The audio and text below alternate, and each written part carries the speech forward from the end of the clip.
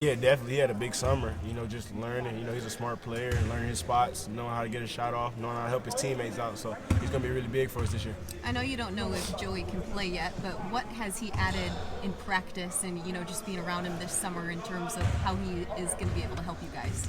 He's an amazing player. He's smart, strong, physical, can play inside, outside, stretch the floor. He probably got the prettiest jumper on the team. So he's gonna be good for the Spartans, whether it's this year or the years to come. He's going to be a really good Spartan. Any part of his game that's surprising you at all? He can pass the ball really well. I didn't know he could pass the ball. He can see the floor, make plays like that out of the post and on the wing. Tom said that Aaron Henry had one of the best summers on the team. What have you seen from him that's been different from the other ones? Oh, just all over the place. Just his shots, he's doing a better job of knocking down his spot-up shots, putting the ball on the floor, making reads and things like that.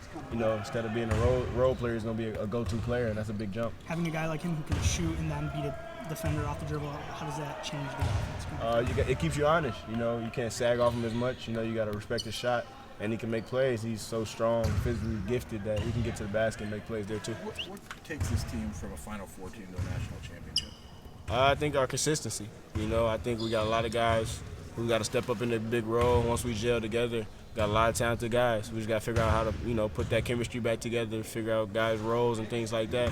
Once we do that, things going to be rolling. How do you describe what you were feeling at the end of last year physically? Where were you, and how did you get back to being right and everything?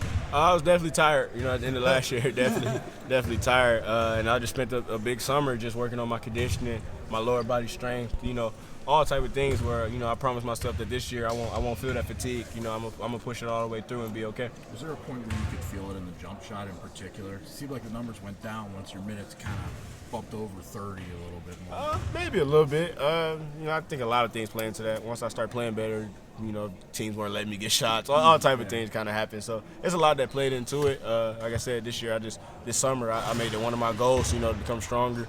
Been doing a lot of conditioning, a lot of stretching, taking care of my body and things like that. How much time off did you take, just away from it? Maybe 3 weeks, a month, maybe. Just to put everything away, and then once I got back to it, I hit it full go. Taking that long off basketball?